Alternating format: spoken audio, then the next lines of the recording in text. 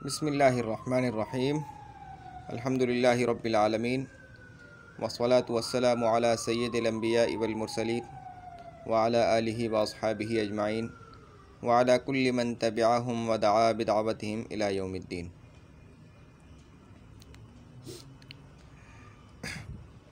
अब इस सबक से ये किताब शुरू हो रही है। पहले तो उन्होंने इस्तिलाहात का ज़िक्र किया था, यहाँ से असल किताब शुरू हो रही है। आज पहला दर्स है अरबी का मुअल्लिम हिस्सा अव्वल अद्दर्सुल अव्वल, पहला दर्स कलिमा और उसकी किस्में। पहले दर्स का उन्वान क्या है? कलिमा और उसकी किस्में। उन्वान माने जो सुर्खी होती है।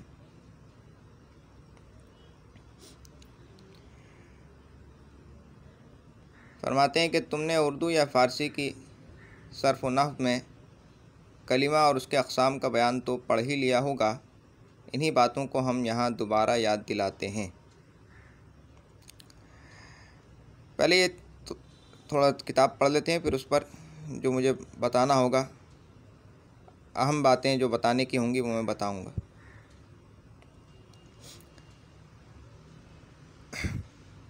फरमाते हैं कि बामाना लफ्ज़ को कलिमा कहते हैं। ये जो एक लिखा हुआ है ना, एक के आगे, बामाना लफ्ज़ को कलिमा कहते हैं और वो तीन किस्म का होता है, इस्म, फ़िल और हर्फ।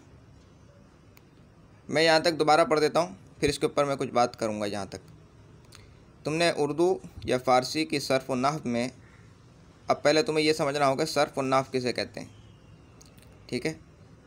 कलिमा और उसके अक़साम का बयान तो पढ़ ही लिया होगा।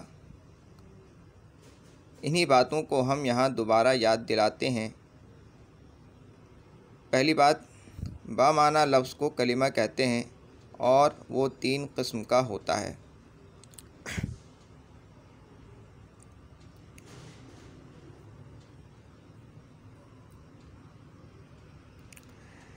ये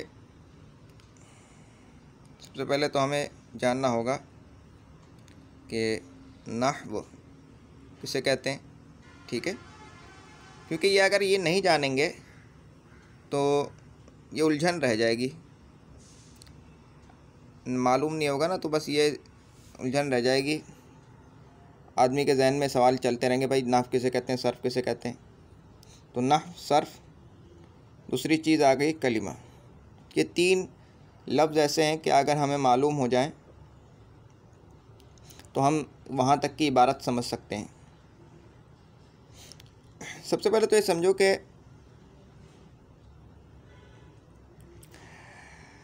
अरबी ज़बान को सीखने के लिए, हर ज़बान, अरबी ज़बान को सीखने के लिए ना कुछ क़वाइद मुक़र्रर किए गए हैं। अरबी ज़बान को सीखने के लिए कुछ क़वाइद मुक़र्रर किए गए हैं।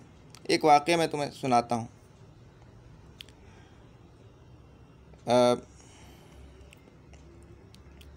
ज़ियाद जो बसरा का वाली थे, ज़ियाद, इसी ज़ियाद का बेटा है उबैदुल्लाह इब्न ज़ियाद। ज़ियाद के पास अबुल असद अद्दुअली, ये अबुल असद अद्दुअली ताबई हैं। इन्होंने उमर रज़ियल्लाहु अन्हु को भी देखा है गालिबन, और अली रज़ियल्लाहु अन्हु के साथ तो ये रहे हैं। तो एक रिवायत ये आती है कि ये ज़ियाद के पास गए और उन्होंने कहा कि अमीर, ए अमीर, मैं देख रहा हूँ कि ये जो अरब हैं ये गैर अरब के साथ मिलजुल कर रह रहे हैं, तो इससे उनकी ज़बान पे बड़ा फ़र्क आ रहा है, यानी गलतियाँ कर रहे हैं आम बोलचाल में। तो क्या आप मुझे इस बात की इजाज़त देते हैं कि मैं कुछ क़वाइद मुक़र्रर कर दूं ज़बान के, जिसकी पाबंदी करते हुए अगर ये इसकी पाबंदी करेंगे तो ये ठीक वो इनकी जो ज़बान है वो सलामत रहेगी और ये कुरान भी ठीक से पढ़ सकेंगे और हदीस वगैरह भी ठीक से पढ़ सकेंगे। तो ज़ियाद ने मना कर दिया, चले गए। अब हुआ ये कि ज़ियाद के पास एक और आदमी आया। अब उसने ऐसी टूटी फूटी अरबी बोली ज़ियाद के आगे कि ज़ियाद सर पकड़ के बैठ गया। उसे बोले ये अरब है और ये क्या उल्टी, यानी अरब होकर इस तरह की गलत अरबी बोल रहा है। तो ज़ियाद ने बुलाया अबुल असद दुआली को। अबुल असद दुआली को बुलाया, उससे कहा कि जो तुम कह रहे थे ना मुझसे कि वो मैं काम करूँगा, वो करो तुम वो काम। एक रिवायत तो ये है, और एक और रिवायत ये आती है कि उमर रज़ी अल्लाह अन्हु के ज़माने में तुम जानते हो कि फ़ारस के अंदर इस्लाम फैल गया था। तो जो भी मुसलमान होता था पहले ज़माने में तो उसको कुरान पढ़ाया जाता था।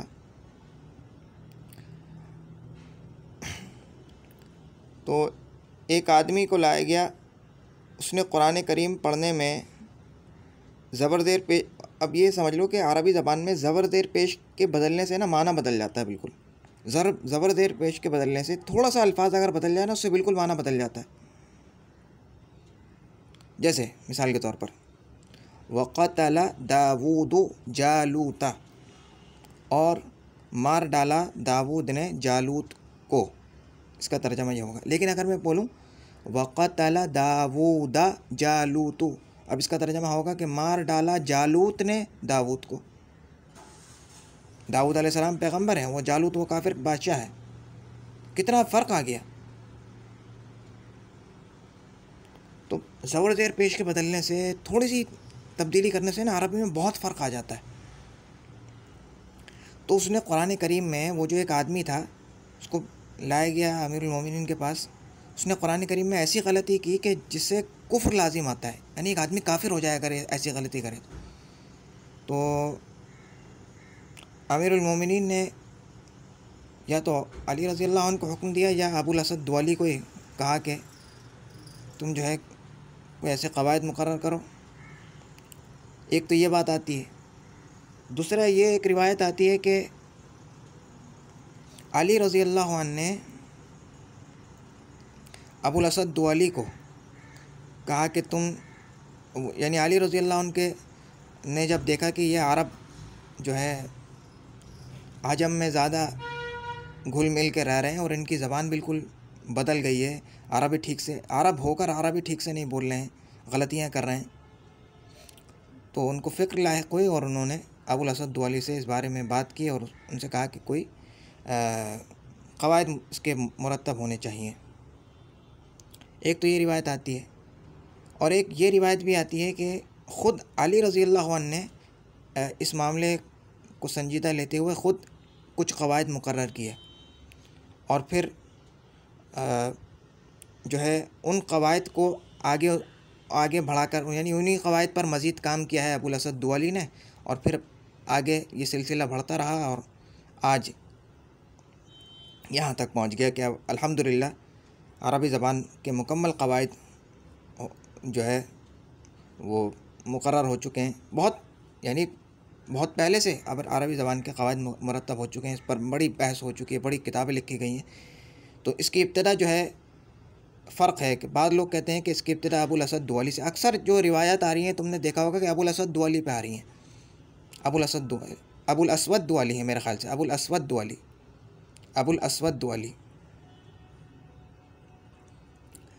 गालिबन, अबुल अस्वद दुआली देख लेना, अबुल अस्वद दुआली गालिबन, अबुल अस्वद दुआली, ये अबू अल अस्वद अद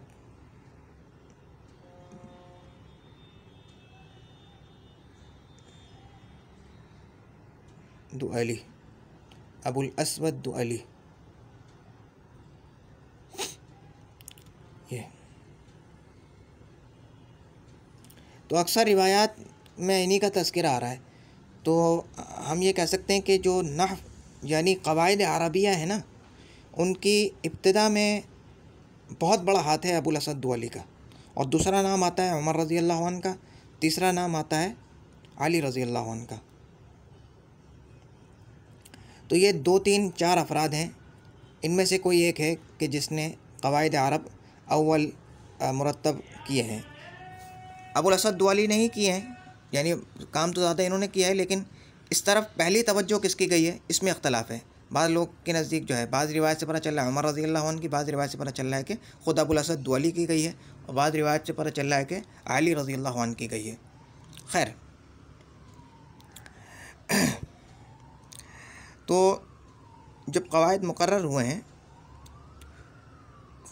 तो फिर उन पर काम होता गया अरबी क़वाइद पर।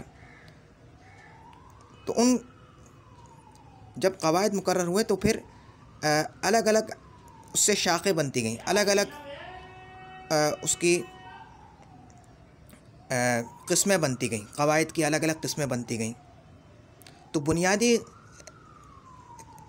दो बुनियादी इसकी क़िस्में हैं अरबी क़वाइद की, जो दो बुनियादी क़िस्में हैं जिन्हें यानी कुरान समझने के लिए और अहादीस को ठीक तरीक़े से समझने के लिए बुनियादी तौर पर जो हमें दो उलूम पढ़ने होते हैं अरबी क़वाइद के। एक का नाम है नहव और दूसरे का नाम है सर्फ़। हालांकि बलागत जो है, बलागत ये भी ज़रूरी है, लेकिन इसकी अहमियत जो है इन दोनों से ज़रा कम है। तो पहले तो समझो कि नहव किसे कहते हैं,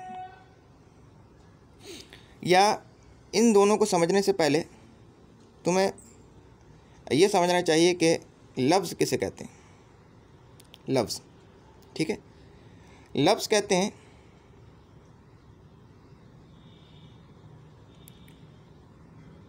जो बोल इंसान के मुंह से निकले। लफ्ज़ जो बोल भी इंसान के मुंह से निकले, जो बोल भी, चाहे उसका माना हो या ना हो, तो जो बोल भी इंसान के मुंह से निकलता है वो लफ्ज़ है। मिसाल के तौर पर जो कुछ मैं अभी तुमसे बोल रहा हूँ ये भी मेरे मुंह से ही निकल रहा है ना, ये लफ्ज़ है। अभी जब तक मैंने जो भी बात कही है उसके कुछ ना कुछ माना है, तुम्हें समझ में आ रहा है। लेकिन अगर मैं कहूँ फुर फुर फुर फुर टो टो टो टो टो टो टो टो पो पो पो पो, ये जितने लफ्ज़ हैं ये भी लफ्ज़ है, इसका कोई माना नहीं है। समझ में आ गई? तो इंसान के मुंह से जो बोल निकलेगा या तो उसका माना मुकर्रर किया हुआ होगा इंसानों ने आपस में, या माना मुकर्रर नहीं होगा। और यहाँ जो माने का एतबार है उस ज़बान में, यानी अभी जो हम अरबी क़वाइद पढ़ रहे हैं ना, तो लफ्ज़ की तारीफ़ अगर हम अरबी ज़बान में करेंगे तो उसका माना होगा कि वो लफ्ज़, वो बोल जो इंसान के मुंह से निकले, चाहे उसका माना अरबी ज़बान में मुकर्रर हो या ना हो। यानी अगर उर्दू हिंदी ज़बान का कोई लफ्ज़ है तो अरब के नज़दीक तो उसका कोई माना नहीं है, अरब के नज़दीक तो कोई माना नहीं है ना उसका। फूल, फूल का क्या माना है अरबी में? भाई फूल अगर मैं बोलूँगा तो अरब नहीं समझेगा, तो माना पता चला कि फूल के लफ्ज़ का अरबी में कोई माना नहीं है। लेकिन अगर मैं ये कहूँ कि वर्दुन, वर्दुन फूल को कहते हैं, तो अब वो समझ जाएगा इसका कोई माना है। तो लफ्ज़ जो बोल भी इंसान के मुंह से निकले, चाहे उसका अरबी, अब ये याद रख लेना कि हम अरबी क़वाइद से बात कर रहे हैं, चाहे उसका अरबी ज़बान में कोई माना हो या माना ना हो, ठीक है।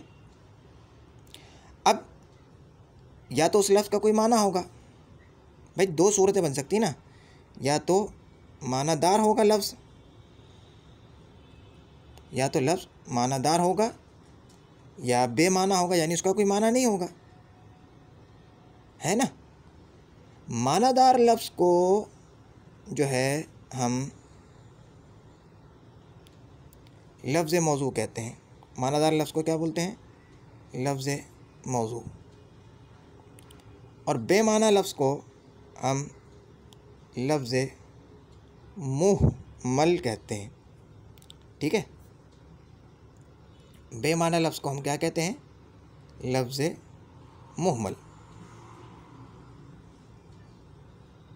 बेमाना लफ्ज़ को लफ्ज़ मुहमल कहते हैं। ओह, थोड़ा सा वो हो गया, अब सही है। अब गौर करो कि एक लफ्ज़ है उसका माना ही नहीं है। जब किसी लफ्ज़ का माना ही हमारी ज़बान में मुकर्रर नहीं है तो हम उससे आगे क्या बहस करेंगे? भाई एक बेमाना लफ्ज़ है, उससे आप आगे क्या बहस कर सकते हैं? ठीक है। बस उसकी इतनी अहमियत है कि हमने ये पहचान लिया कि भाई उस लफ्ज़ का कोई माना नहीं। बस आगे जितनी बहस करेंगे हम सिर्फ इससे करेंगे। किससे करेंगे? मानादार लफ्ज़ से, यानी लफ्ज़ मौजू से। लफ्ज़ मौजू से आगे जितनी भी बहस होगी वो किससे होगी? लफ्ज़ मौजू से। ठीक है, तो ये तो कट गया भाई, ये तो कट गया। तो ये तो तुमने समझ लिया ना कि भाई लफ्ज़ की दो किस्में हैं, मानादार, बेमाना। मानादार लफ्ज़ को लफ्ज़ मौजू कहते हैं और बेमाना लफ्ज़ को लफ्ज़ मुहमल कहते हैं। अब क्योंकि हमें जो चाहिए वो तो मानादार लफ्ज़ ही चाहिए, क्योंकि बेमाना से हम बात कर ही नहीं सकते। तो मुसन्निफ़ ने लिखा है कि मानादार लफ्ज़ को मौजू कहते हैं, मानादार लफ्ज़ को कलिमा कहते हैं। ये गलत है। बाज़ एतबार से सही भी हो सकता है, लेकिन एक एतबार से देखा जाए तो गलत है। तो मानादार लफ्ज़ को लफ्ज़ मौजू कहते हैं, मानादार लफ्ज़ को लफ्ज़ मौजू कहते हैं। फिर इसी लफ्ज़ मौजू की दो किस्में हैं। यह मानादार लफ्ज़ की या लफ्ज़ मौजू की दो किस्में हैं। पहली किस्म है मुफ़रद और दूसरी किस्म है मुरक्कब। मुरक्कब, समझ गए? पहली किस्म है मुफ़रद और दूसरी किस्म कौन सी है? मुरक्कब। समझ गए? इसी मुफ़रद को ये जो मुफ़रद है, इसी मुफ़रद को कलिमा कहते हैं। इसी मुफ़रद का दूसरा नाम क्या है? कलिमा। इसी मुफ़रद का दूसरा नाम क्या है? कलिमा। अब समझ में आ गया कलिमा किसे बोलते हैं? समझ में तो आ गया ना भाई। इंसान जो भी बोलेगा अपने मुंह से, उसका कोई माना होगा, वो तो यानी जो बोल भी इंसान के मुंह से निकले वो लफ्ज़ है। ठीक है, अब उस लफ्ज़ का कोई माना होगा या माना नहीं होगा। अगर उसका अरबी ज़बान में कोई माना है तो वो लफ्ज़ मौजू कहलाएगा, और अगर अरबी ज़बान में कोई माना नहीं है तो वो लफ्ज़ मुहमल कहलाएगा। ठीक है, लफ्ज़ मौजू की कितनी किस्में हैं? दो किस्में हैं, मुफ़रद, मुरक्कब। मुफ़रद का ही दूसरा नाम है कलिमा, यानी लफ्ज़ मौजू की दो किस्में हैं, मुफ़रद या मुरक्कब, या कलिमा या मुरक्कब। मुफ़रद या मुरक्कब नहीं, मुफ़रद और मुरक्कब, या मुफ़रद या कलिमा और मुरक्कब। मुफ़रद और कलिमा एक ही चीज़ के दो नाम हैं। ठीक है, अब समझो।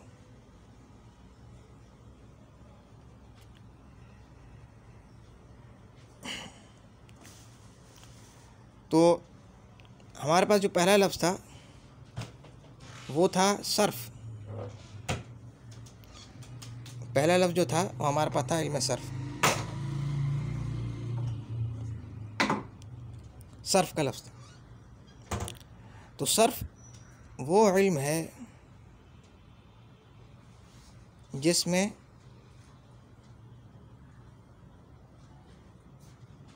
किसी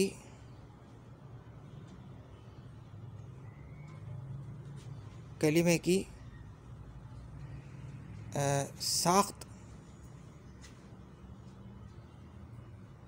कलिमे की जिसमें कलिमे की साख्त यानी बनावट, यानी उसकी कलिमे की जो बनावट होती है ना, और उसके बदलाव के बारे में बहस की जाती है। यानी ये जो कलिमा है, ये कलिमा, इसकी साख्त क्या है, किस तरह बनता है कलिमा, कलिमा किस तरह बनता है। मिसाल के तौर पर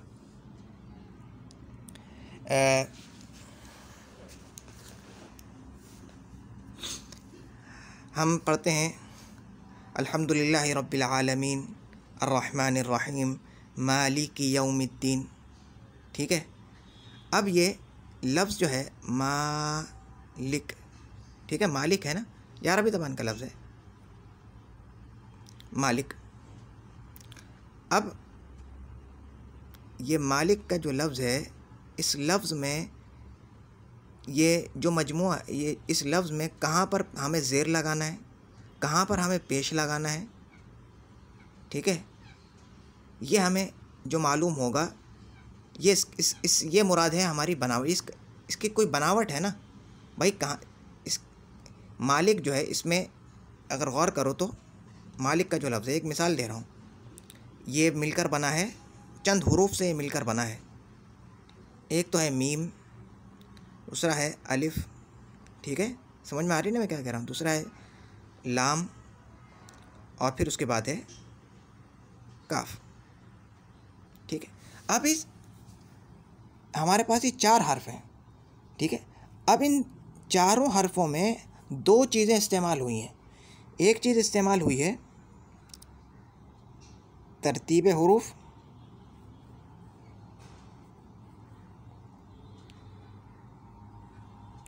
दूसरी चीज़ इस्तेमाल हुई है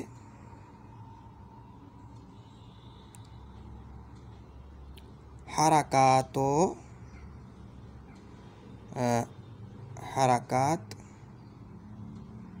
व सकनात।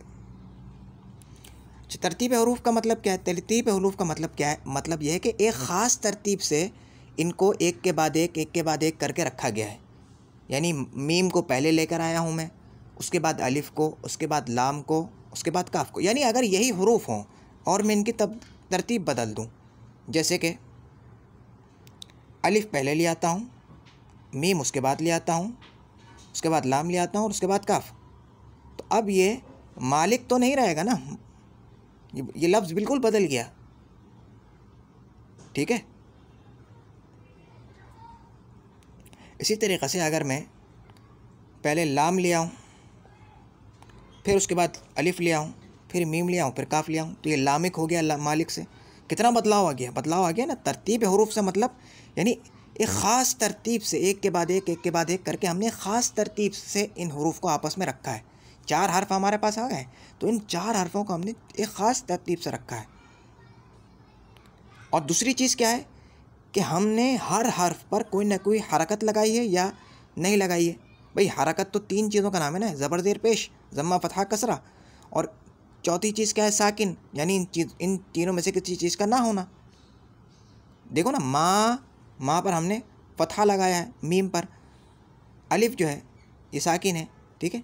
लाम पर हमने कसरा दे दिया, ली, ठीक है। मालिकी, काफ पर भी कसरा दे दिया। तो इस कलिमे को जो ये सूरत हासिल हुई है ना, यानी जो इसकी साख्त कहते हैं, बनावट, जो इसकी शक्ल है, ये ऐसे 2 चीज़ों से हासिल हुई है। पहली चीज़ तो इसको तरतीब हरूफ से हासिल हुई, यानी जो इसके हरूफ हैं हमने ख़ास तरतीब से रखे हैं, तब जाके इसको ये शक्ल हासिल हुई है। फिर दूसरी चीज़ जो है इसके बनने में जो दूसरी चीज़ है, अहम चीज़, वो है हरकात और सकनात। इन 2 चीज़ों से जो इसको एक ख़ास शक्ल हासिल हुई है, ये इसकी साख्त और बनावट है। इसी को सीगा कहते हैं। इसी को क्या बोलते हैं? इसी को क्या कहते हैं? इसी साख्त और बनावट को हम सीगा कहते हैं। याद रह गए? समझ में आ गई? सीगा कलिमे की उस शक्ल को कहते हैं जो उसे तरतीब हरूफ और हरकात और सकनात से हासिल होती है, यानी कलिमे की बनावट और उसके साख्त को, जो बुनियादी बनावट और साख्त है, ठीक है। तो हम इल्मे सर्फ़ में पता है किन चीज़ों से बहस करेंगे? इल्मे सर्फ़ में हम एक तो तरतीब हरूफ से बहस करेंगे कि भाई किसी कलिमे की तरतीब हरूफ क्या है। ये 2 चीज़ों से हम बहस करेंगे, लेकिन एक चीज़ जो है ना, वो चीज़ यहाँ रह जाएगी। मालिक तक जो है, मालिक यानी मीम से लेकर यहाँ तक तो हम बहस करेंगे। यहाँ तक जो है ना हम बहस करेंगे इल्मे सर्फ़ से। लेकिन जो आखिरी हर्फ है ना, आखिरी हर्फ पर हमें ज़बर पढ़ना है या ज़ेर पढ़ना है या पेश पढ़ना है या कुछ भी नहीं पढ़ना, ये हमें मालूम होगा इल्मे नहव से, क्योंकि आखिरी हर्फ का जो ताल्लुक़ है वो उससे हम बहस करेंगे इल्मे नहव से। वो जब भी उसकी तारीफ़ करूँगा तो पता चलेगा, ठीक है। तो इल्मे नहव में हम कलिमे की साख्त से बहस करते हैं, कलिमे की अपनी बनावट से, कलिमे की, यानी जैसे कि मैं, एक तो है कि मैं अपनी ज़ात से बहस करूं कि भाई मुझ में क्या चीज़ें हैं, मेरे 2 हाथ हैं, मेरे 2 पैर हैं, ठीक है, मैं समझ गए ना, मेरे 2 हाथ हैं, 2 पैर हैं, एक सर है, इस तरह से जो अपनी ज़ात से मैं एक बहस करूं, ठीक है। और एक बहस है मेरी किसी दूसरे इंसान से ताल्लुक़, आपस में जो इन 2 इंसानों का ताल्लुक़ है उनसे, कि भाई फ़लाँ आदमी मेरा बाप है, फ़लाँ आदमी जो है वो मेरी माँ है, फ़लाँ आदमी मेरा दोस्त है, मैं इसके साथ ऐसा रहता हूँ, मैं इसके साथ ऐसा रहता हूँ। एक ये एक इंसान का दूसरे इंसान से ताल्लुक़ है, ठीक है, ये दूसरी चीज़ है। और एक है मैं अपनी ज़ात से बहस करूँ। इल्म सर्फ़ में कलिमे की अपनी ज़ात से बहस की जाती है, ठीक है। तो कलिमे की बनावट से और उसके बदलाव, अब कलिमे में बाद वक़्त बदलाव आता रहता है। जैसे कि मालिक है, ये मालिक है ना, ये 3 लफ्ज़ों से मिलकर बना हुआ है। इसके जो बुनियादी हरूफ हैं वो 3 हैं, मीम लाम काफ, ठीक है, मीम लाम काफ। जैसे अब हम पढ़ते हैं ये मालिक, अल्हम्दुलिल्लाहि रब्बिल आलमीन अर्रहमानिर रहीम मालिकि यौमिद्दीन, ठीक है। एक और मैं हर्फ बोलता हूँ, वो इसी मादे से निकल, मादा यानी वो बुनियादी हरूफ इसी इन्हीं हरूफ से मिलकर बना है वो, लेकिन उसमें बदलाव आ गया। मैं तुम्हें दिखा रहा हूँ कि कलिमे में बदलाव कैसे आता है अरबी ज़बान में। देखो, तबारकल्लज़ी बियदिहिल मुल्क व हुवा अला कुल्लि शैइन क़दीर। अब देखो ये तबारकल्लज़ी बियदिहिल मुल्क, ये बदलाव आ गया, इसमें बदल गया, हालांकि ये लफ्ज़ इसी से निकला है, मीम लाम काफ से। ये मीम लाम काफ इसके बुनियादी हरूफ है। और यहाँ पे देखो थोड़ा बदलाव आया हुआ ना, यहाँ मालिक इसकी शक्ल बदली हुई है यहाँ, लेकिन है इनकी जो असल है वो एक ही है। जैसे कि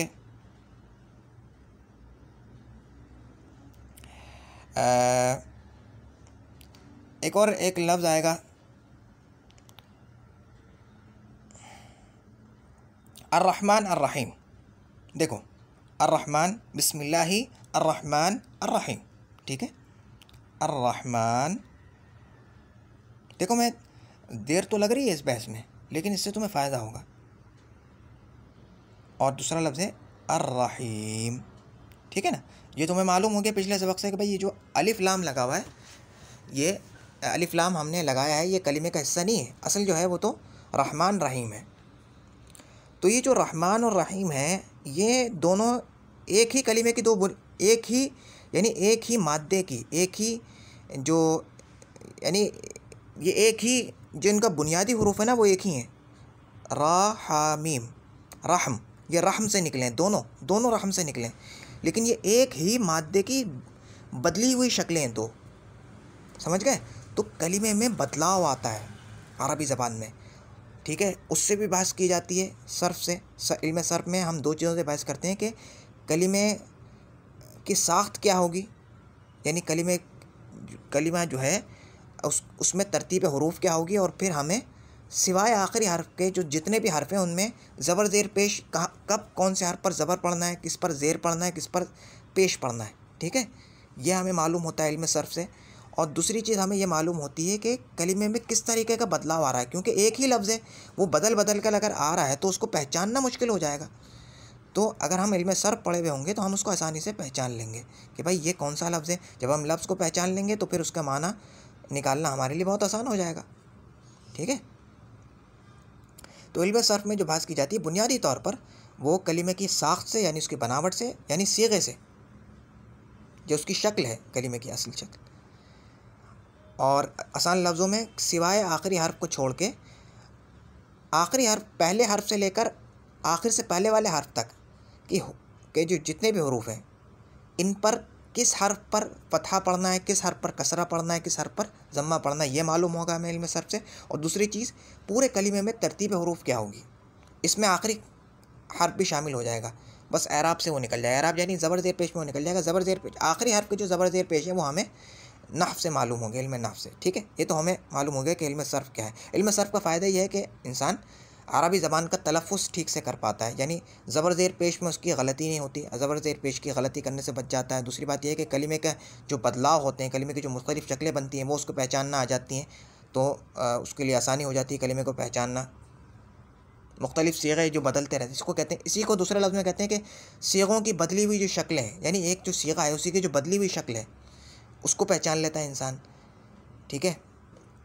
और ख़ुद सीग़ा की जो अपनी ज़ात है उससे बहस की जाती है इल्म सर्फ़ में। और दूसरी चीज़ है, मैं ज़्यादा अभी बहस नहीं करूँगा, अगरचे अपनी हद तक मैंने ज़्यादा बहस कर ली है, लेकिन मैं चाह रहा हूँ कि थोड़ा इसमें ज़्यादा वक्त ना हो, क्योंकि आगे हमें सबक पढ़ना है पूरा।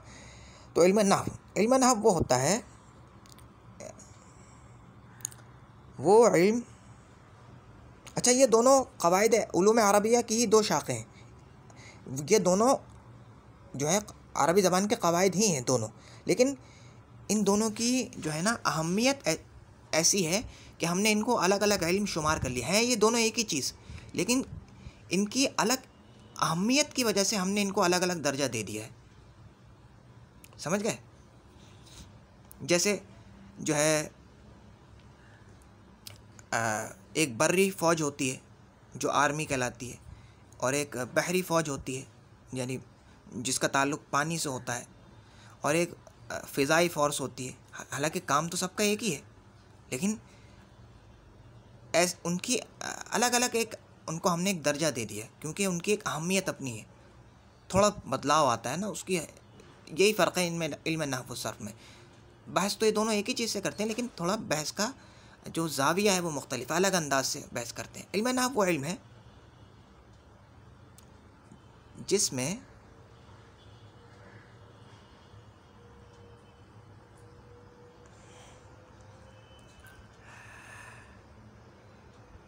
एक कलिमे या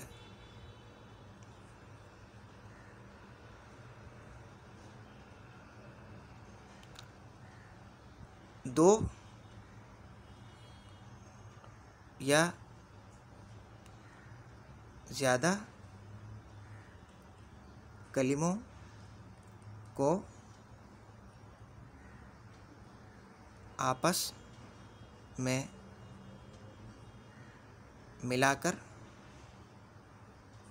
जुमला बनाना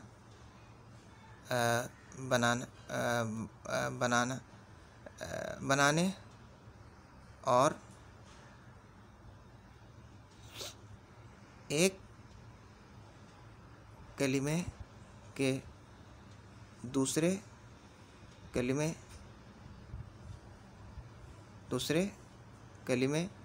से ताल्लुक़ पर बहस की जाती है। यानी इल्म नहव में बुनियादी तौर पर हम दो चीज़ें देखते हैं, ठीक है। इल्म नहव में बुनियादी तौर पर हम दो चीज़ें देखते हैं। पहली चीज़ ये देखते हैं कि देखो कलिमा तो तुम्हें मालूम हो गया, ठीक है, कलिमा तो तुम्हें मालूम हो गया कि कलिमा कहते हैं मानादार लफ्ज़ को, ठीक है। और मानादार वो मानादार लफ्ज़, अच्छा कलिमे की तारीफ़ भी सुन लो कि कलिमा कहते किसे। भाई मानादार लफ्ज़ को तो लफ्ज़ मौजू कहते हैं, ठीक है। लफ्ज़ मौजू की दो किस्में हैं, मुफ़रद और मुरक्कब। कलिमा तो मुफ़रद को कहते हैं, मुरक्कब को नहीं कहते। कलिमा या मुफ़रद, कलिमा या मुफ़रद,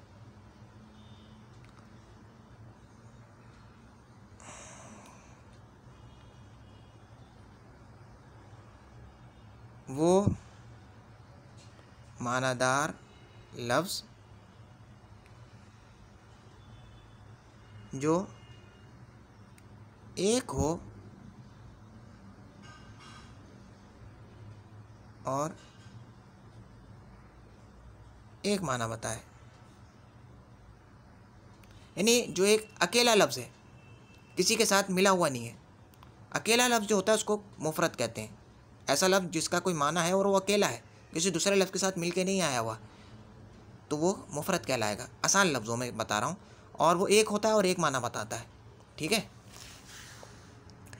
अब जैसे मिसाल के तौर पर किताब, ये एक अकेला लफ्ज़ है और इससे एक माना समझ में आ रहा है। भाई किताब का लफ्ज़ में बोलूँगा तो तुम्हें किताब समझ में आएगी, एक ही चीज़ समझ में आएगी ना, एक ही माना समझ में आ रहा है। और ये का जो लफ्ज़ है, मैं उर्दू में मिसाल दे रहा हूँ ताकि तुम समझ में आ जाए। ये यानी ये जैसे हम बोलते हैं भाई ये किताब है, ये इस तरह करके ये से तुम्हें इशारा समझ में आ रहा है कि भाई ये भी एक लफ्ज़ है, ये भी एक कलिमा है ना। और दूसरा मतलब दूसरा जो है वो है, ठीक है। अब ये मेरे पास 3 अलग अलग कलिमे हैं। जब मैं इन 3 कलिमों को आपस में मिलाऊंगा, अब मैं इनको कलिमों को आपस में मिला देता हूँ। ये किताब है, समझ में आ रहा है ना भाई? इन 3 कलिमों को मैंने आपस में मिला दिया तो ये किताब है। तो अगर मैं किताब बोलूँ, किताब किताब किताब किताब किताब, तो क्या उससे वो बात समझ में आ सकती है तुम्हें? जो बात तुम्हें ये किताब है सुनकर आएगी, भाई ये किताब है और किताब किताब किताब, इसमें फ़र्क है ना, ठीक है। या अगर मैं ये बोलूँ ये, ठीक है, सिर्फ लफ्ज़ पर गौर करो, आगे पीछे की और चीज़ में नहीं गौर करो। हो सकता बाज़ औक़ात तो इंसान जो है इशारों से समझ जाता है, आगे पीछे के हालात से वो लफ्ज़ समझ जाता है, लेकिन सिर्फ लफ्ज़ पर अगर गौर करो तो नहीं समझ सकते तुम। ये बोलूँ और दूसरा बोलूँ, भाई ये किताब है, फ़र्क है दोनों लफ्ज़ों में। है, ये किताब है। तो तीनों लफ्ज़ों को मैंने जब मिलाया तो उससे एक जुमला बन गया। जुमले का मतलब ये कि हमें पूरी एक बात मालूम हो गई, पूरी एक बात बन गई। जिस तरीक़े से एक एक ईंट रख के आपस में जोड़कर हम पूरी एक दीवार बना लेते हैं, इसी तरीके से कलिमों को आपस में जोड़ जोड़ के हम पूरी एक बात बना लेते हैं। इसी बात को हम जुमला बोलते हैं, जिससे हमें कोई बात समझ में आती है। समझ गए? तो जुमला जो होता है, तुमने देखा कि जुमले के कुछ अज्जा होते हैं। भाई जुमला मुख्तलिफ़ टुकड़ों से मिलकर ही बना है ना। देखो, एक किताब, ये और ये तो मुख्तलिफ़ टुकड़ों से मिलकर बना है। तो हमें ये मालूम हुआ कि जुमले के कुछ ना कुछ अज्जा होते हैं।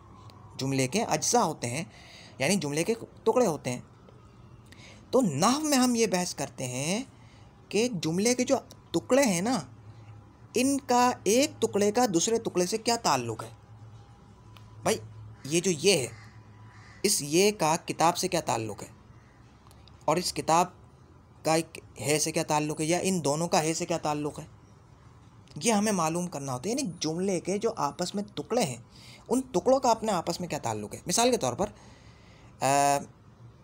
एक घर है, ठीक है। एक घर में मुख्तलिफ़ लोग रहते हैं, बाप भी रहता है, माँ भी रहती है, भाई भी रहता है, बहनें भी रहती हैं। इन सब का आपस में क्या ताल्लुक़ है, समझ गए? इन सब का आपस में क्या ताल्लुक़ है। भाई ये उसका भाई है, या उसकी बहन है, या उसकी बेटी है, या उसका बेटा है। समझ गए? आ रही ना बात?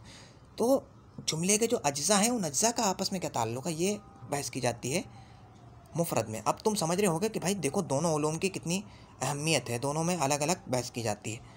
और जो मैंने तुम्हें बताया था, और एक और चीज़ मालूम की जाती है, ये जो आखिरी कलीमे का जो एराब होता है ना, यानी आखिरी कलीमे में जो हम, यानी किसी कलीमे के आखिरी हर्फ पर जब हम ज़बर ज़ेर पेश पढ़ते हैं, उस ज़बर पढ़ना है, ज़ेर पढ़ना है, पेश पढ़ना है, ये हमें नहव से मालूम होता है, ठीक है। ये हमें इल्म नहव से मालूम होता है। कैसे मालूम होता है, ये तुम्हें आगे मालूम हो जाएगा जब हम नहव पढ़ेंगे इंशाअल्लाह आगे। तो नहव तुम्हें मालूम हो गया कि नहव भी एक इल्म, यानी अरबी क़वाइद की एक किस्म है। यानी अरबी क़वाइद मुख्तलिफ़ उलूम पर मुश्तमिल है। उनकी बुनियादी किस्में जो हैं वो 2 हैं, इल्म नहव और इल्म सर्फ़। सही है। अब हम किताब की तरफ चलते हैं।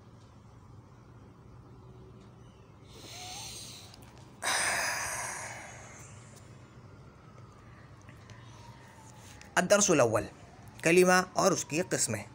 तुमने उर्दू या फ़ारसी की सर्फ़ नहव में, अब समझ गए, यानी उर्दू फ़ारसी की सर्फ़ नहव की किताबों में, यानी वो किताबें कि जिनमें इल्म सर्फ़ से बात की गई हो, और वो किताबें जिनमें इल्म नहव से बात की गई हो उर्दू ज़बान में। यानी हर ज़बान में कुछ ना कुछ सर्फ़, उर्दू की भी सर्फ़ नहव होती है, फ़ारसी की भी सर्फ़ नहव होती है, ठीक है। तो वही कह रहे हैं कि तुमने उर्दू या फ़ारसी की सर्फ़ नहव में, वो एक, यानी हमसे उम्मीद रख रहे हैं कि भाई तुम उर्दू फ़ारसी पढ़ के आए होगे, तो इस बात को सामने रखकर वो कह रहे हैं कि भाई तुमने उर्दू या फ़ारसी के सर्फ़ नहव में कलीमे और उसकी अक़साम का बयान तो पढ़ लिया होगा। यानी तुमने तो पढ़ लिया होगा भाई कलीमे किसे कहते हैं, कलीमे की कितनी किस्में, ये तो तुमने पढ़ लिया होगा। इन्हीं बातों को हम यहाँ दोबारा याद दिलाते हैं। समझ गए? एक एक बात तुम्हें समझ में आ रही है ना, किताब में क्या लिखा है। अपनी तरफ से मैं कुछ कहूँ ये एक अलग बात है, और किताब में जो लिखा है वो तुम्हें समझ में आ जाए वो एक अलग बात है। तो पहले ये लिखते हैं कि बामाना लफ्ज़ को कलीमा कहते हैं, और जैसा हमने आगे तख्ता सियाह पर अभी हमने पूरी मश्क की है, तो उससे हमें मालूम हुआ कि ये बात इनकी गलत है, एक एतबार से गलत है, ठीक है। तो बामाना लफ्ज़ को क्या कहते हैं, लफ्ज़ मौजू। लफ्ज़ मौजू की 2 किस्में हैं, यानी लफ्ज़ मौजू की 2 किस्में, मुफ़रद और मुरक्कब। उन 2 किस्मों में से एक किस्म है मुफ़रद यानी कलीमा। भाई बामाना लफ्ज़ तो मुरक्कब को ही बोलते हैं, ठीक है। तो अगर हम ये कहेंगे बामाना लफ्ज़ को कलिमा कहते हैं तो फिर मुरक्कब कहाँ गया, हालांकि मुरक्कब के ही माना होते हैं ना। तो बामाना लफ्ज़ को लफ्ज़ मौजू कहते हैं। लफ्ज़ मौजू की दो किस्में हैं, मुफरद और मुरक्कब। मुफरद का दूसरा नाम है कलिमा, और वो 3 किस्म का होता है, यानी कलिमे की 3 किस्में हैं, इस्म, फ़ेल और हर्फ। अब ये जो 3 किस्में की हैं, ये किसकी किस्में हैं? कलिमे की, यानी मुफरद की 3 किस्में हैं, इस्म, फ़ेल, हर्फ। कलिमे की 3 किस्में हैं, यानी मुफरद की 3 किस्में हैं, इस्म, फ़ेल, हर्फ। इस्म वो कलिमा है जो अपना माना बताने में दूसरे कलिमे का मोहताज, माना कहते हैं मुराद लफ्ज़ को, यानी लफ्ज़ बोलकर जो चीज़ मुराद ली जाती है उसको माना बोलते हैं। लफ्ज़ बोलकर जो चीज़ मुराद ली जाती है, यानी जिस चीज़ के लिए जो लफ्ज़ हमने बनाया है, यानी किताब के लिए हमने किताब का लफ्ज़ बना दिया, तो किताब बोलकर हम किताब मुराद लेंगे ना, किताब जो असल किताब है। तो जो लफ्ज़ जिस चीज़ को बता रहा होता है उसको उस लफ्ज़ का माना बोलते हैं, समझ गए। तो इस्म वो कलिमा है जो अपने माना बताने में, समझे, वो कलिमा है, यानी वो लफ्ज़ होगा और उस लफ्ज़ का माना भी होगा और वो अकेला लफ्ज़ होगा, तो जो अपने माना बताने में दूसरे कलिमे का मोहताज ना हो, यानी ख़ुद अकेला ही वो अपने माना बता रहा है, अपने माना बताने में दूसरे कलिमे का मोहताज ना हो, यानी उसके माना दूसरे कलिमे के मिलाए बगैर ख़ुद उसी से ही समझ में आ रहे हैं। और उसमें 3 ज़मानों में से कोई ज़माना समझा न जाए। ज़माना यानी वक्त की 3 किस्में हैं। गुज़रा हुआ ज़माना जो गुज़र गया उसको माजी कहते हैं, उसको ज़माना गुज़श्ता भी बोलते हैं फ़ारसी में। और मौजूदा ज़माना जैसे उसको हाल भी बोलते हैं, मौजूदा ज़माना भी बोलते हैं। और एक होता है आइंदा आने वाला ज़माना, उसको आइंदा का ज़माना भी बोलते हैं। मुस्तक़बल और मुस्तक़बिल दोनों तरह पढ़ सकते हैं, ये भी बोलते हैं, ठीक है, जो आने वाला ज़माना है। जैसे मिसाल के तौर पर मैं कल आया था, ये गुज़रे हुए ज़माने की बात हो रही है। मैं आ रहा हूँ, ये मौजूदा ज़माने की बात हो रही है। मैं आऊँगा, ये मुस्तक़बल की बात हो रही है। मुस्तक़बल या मुस्तक़बिल दोनों तरह बोल सकते हैं। मुस्तक़बल ज़्यादा ठीक है, यानी फ़तह के साथ ज़्यादा ठीक है। तो इस्म वो कलिमा है जो अपने माना बताने में दूसरे कलिमे का मोहताज ना हो, यानी उसके माना दूसरे कलिमे के मिलाए बगैर समझ में आ जाए, और उसमें 3 ज़मानों में से कोई ज़माना ना पाया जाता, यानी उसके वो अपने माना अकेले ही बता रहा है, अकेले ही वो अपने माना बता रहा है, दूसरे कलिमे को मिलाने का मोहताज नहीं, लेकिन उसमें ज़माना भी नहीं पाया जा रहा, उसमें ज़माना नहीं पाया जा रहा, यानी उसमें वक्त नहीं पाया जाएगा, उससे हमें कोई वक्त समझ में नहीं आएगा। जैसे मैं आ रहा हूँ, भाई इससे हमें समझ में आ रहा है कि भाई ज़माने हाल की बात हो रही है। मैं आऊँगा, इससे समझ में आ रहा है कि भाई हम ज़माने मुस्तक़बल की बात हो रही है। मैं आया था, इससे हमें समझ में आया कि भाई ज़माने माजी की बात हो रही है। ज़माना समझ में आ रहा है नहीं आ रहा। लेकिन रजुलुन, मर्द मर्द मर्द मर्द मर्द मर्द, देखो मर्द जब मैंने बोला तो तुम्हें उस लफ्ज़ का माना तो समझ में आया दूसरे कलिमे के मिलाए बगैर, खुद ही वो अकेला लफ्ज़ ही अपने माना बता रहा है खुद ही, लेकिन उसमें कोई ज़माना तुम्हें समझ में नहीं आ रहा। हामिद हामिद हामिद हामिद हामिद एक शख्स का नाम है, लेकिन तुम्हें इसमें कोई ज़माना समझ में नहीं आ रहा। इसके माना तो समझ में आ रहा है अकेले ही, वो अपने दूसरे कलिमे के मिलाए बगैर अपने माना तो बता रहा है, लेकिन इसमें कोई ज़माना नहीं है। समझ में आ रही है ना बात। ज़रबुन, मारना मारना मारना मारना मारना मारना मारना मारना मारना, भाई मारने से कोई चीज़ तो समझ में आ रही है, कोई काम तो हमें समझ में आ रहा है, लेकिन उसमें कोई ज़माना हमें समझ में नहीं आ रहा। भाई ये काम का नाम है, असल में किसी काम का एक नाम है, यानी कोई चीज़ तो हमें समझ में आ रही है, लेकिन उस कोई ज़माना हमें समझ में नहीं आ रहा है इसमें। तय्यब, अच्छा अच्छा अच्छा अच्छा अच्छा अच्छा, कोई ज़माना समझ में नहीं आया। हुआ, वो नहीं समझ में आ रहा ज़माना, उसका लफ्ज़ का माना समझ में आ रहा है, लेकिन उसमें ज़माना नहीं है। आना, मैं, आना बोलते हैं मैं नहीं समझ में आया ज़माना इसमें, समझ में आ गई। फ़िल वो कलिमा है जिससे किसी काम का करना या होना समझा जाए और 3 ज़मानों में से कोई ज़माना भी उसमें पाया जाए। फ़िल वो कलिमा है जिससे किसी काम का करना या होना समझा जाए, यानी किसी काम का करना या होना समझा जाए अगर किसी कलिमे से, और उसमें ज़माना भी पाया जा रहा हो तो वो फ़िल है। जैसे मैं मिसाल देता हूँ, ज़रबा का उर्दू में तर्जमा होगा उसने मारा। अब तुम गौर करो, उसने मारा यानी उसने मारा गुज़श्ता ज़माने में, भाई गुज़रे हुए ज़माने में मारा, गौर करो ना। ज़रबा उसने मारा यानी गुज़श्ता ज़माने में मारा, माना हमें ज़माने का माना समझ में आ रहा है, और इससे कोई काम का होना या करना भी समझ में आ रहा है ना इस लफ्ज़ से। ज़हाबा वो गया यानी गुज़श्ता ज़माने में गया, गुज़रे हुए ज़माने में। यज़हबु वो जाता है यानी मौजूदा ज़माने में जाता है। अब इसमें ज़माना समझ में आ रहा है और किसी काम का होना या करना भी समझ में आ रहा है। ठीक है। नोट यानी आगाही, याद रखने की बात। अगर काम का करना समझा जाए मगर ज़माना नहीं समझा जाए तो वो इस्म ही होगा। कह रहे हैं कि फ़ेल होने के लिए, किसी कलिमे के फ़ेल होने के लिए 2 बातें उसमें पाया जाना ज़रूरी है। पहली बात यह कि उससे किसी काम का करना या होना समझा जाए, और दूसरी बात उसमें 3 ज़मानों में से कोई ज़माना भी पाया जाए। अगर उसमें किसी काम का करना या होना तो समझा जा रहा होगा लेकिन ज़माना नहीं पाया जाए तो वो फ़ेल नहीं कहलाएगा। जैसे अगर काम का करना समझा जाए मगर ज़माना नहीं समझा जाए तो वो इस्म होगा, फ़ेल नहीं कहलाएगा बल्कि क्या होगा, इस्म होगा। जैसे ज़रबुन, मारना। अब मारने से किसी काम का करना या होना तो समझ में आ रहा है लेकिन इसमें कोई ज़माना नहीं है,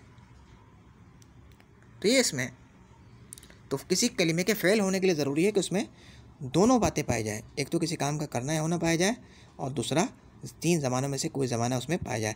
असल में अगर इस फ़ेल की तारीफ़ यूँ कहा जाए ना, जैसे हमने कलिमे की तारीफ़ है कि वो अपने माना बताने में दूसरे कलिमे का मोहताज ना हो, यही बात अगर हम फ़ेल में भी कह दें कि फ़ेल वो कलिमा है कि जो अपने माना बताने में दूसरे कलिमे का मोहताज ना हो और 3 ज़मानों में से कोई ज़माना उसमें पाया जाए, ये भी ठीक है।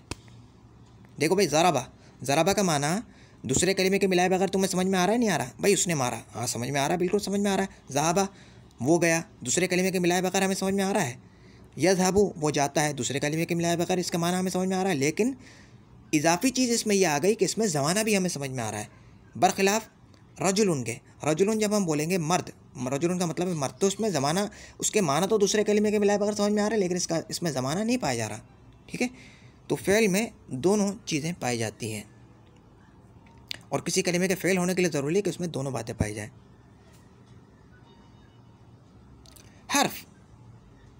हर्फ वो कलिमा है जिसके माना इस्म या फ़ेल के मिले बगैर समझ में ना आए। यानी हर्फ वो कलिमा है जिसके माना किसी दूसरे कलिमे के मिलाए बगैर समझ में ना आए।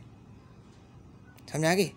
तो हर्फ वो कलिमा है जिसके माना इस्म या फ़ेल के मिले बगैर समझ में ना आए। मैं समझता हूँ कि इन सब बातों को तख्ता सियाह पर हल करने की ज़रूरत नहीं है, यानी तख्ता मश्क पर। ये इतनी आसान बातें हैं कि इनकी तफसील ज़्यादा आप करने की ज़रूरत भी नहीं है, तो तुम समझ गए होगे। फिर भी चलो देखते हैं, अगर ज़रूरत पड़ी तो आगे देख लेंगे। तो हर्फ वो कलिमा है जिसके माना इस्म या फ़ेल के साथ मिले बगैर समझ में ना आए। मिसाल के तौर पर मिन का तर्जमा है उर्दू में से। अगर मैं बोलूँ से कुछ समझ में आया तुम्हें? पर एक तो पर है वो मुर्गी का पर, किसी परिंदे का पर, वो नहीं, पर यानी उस पर वाला माना पर। तो तुम बोलो भाई क्या पर, किस पर? से भाई कहाँ से, क्या से? अगर मैं बोलूँगा दिल्ली से लखनऊ तक, अब तुम्हें समझ में आ गया।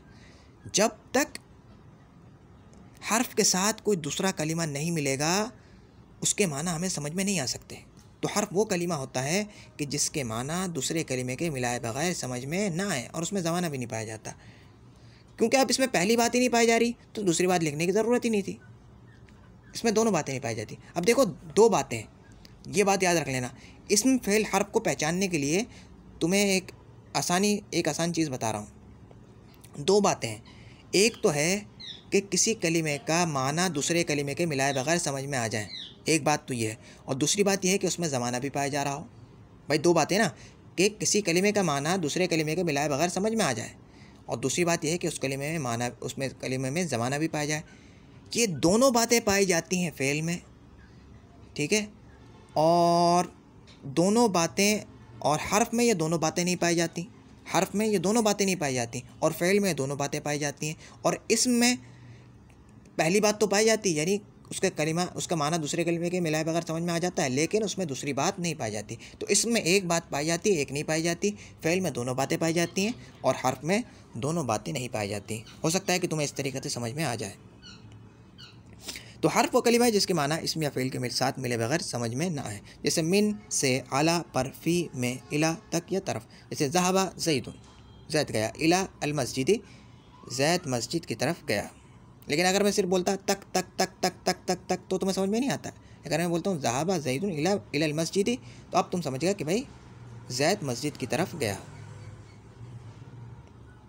यानी मकसद ये है कि भाई हर्फ का माना दूसरे कलिमे के मिलाए बगैर समझ में नहीं आता, हर्फ में दोनों बातें नहीं होती। अब आगे इस्म की किस्में की हैं।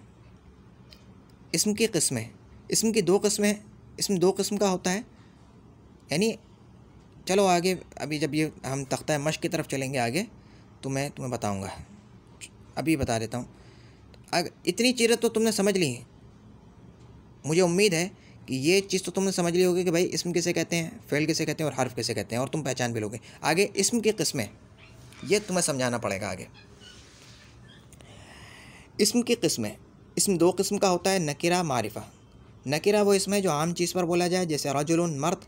इस लफ्ज़ से कोई ख़ास मर्द नहीं समझा जाता, बल्कि हर एक और हर किसी मर्द को रजुलन कह सकते हैं। तय्यबुन अच्छा, इससे कोई ख़ास चीज़, अच्छी चीज़ नहीं समझी जाती, बल्कि हर एक और हर किसी, यानी हर एक और हर किसी एक अच्छी चीज़ को, यानी हर एक अच्छी चीज़ को या हर किसी या किसी भी अच्छी चीज़ को और या किसी एक अच्छी चीज़ को तय्यब कह सकते हैं।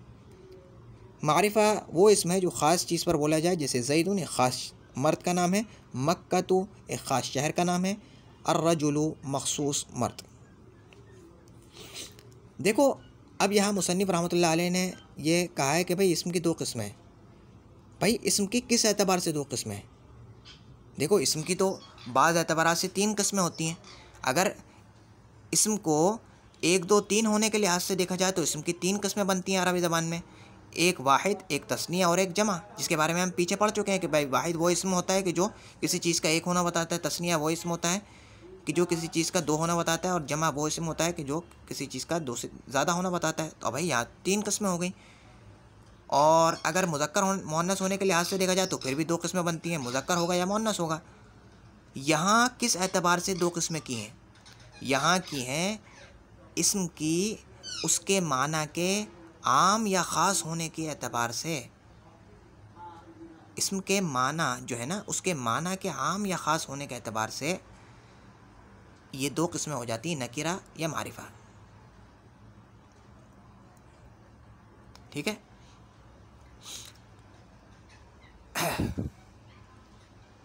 यानी इस्म कहते हैं नाम को, ठीक है, आसान लफ्ज़ों में इस्म कहते हैं नाम को। ठीक है। अब नाम दो तरह के होते हैं। एक नाम तो वो होता है कि जिससे हमें कोई ख़ास चीज़ समझ में आती है, जैसे ज़ैद।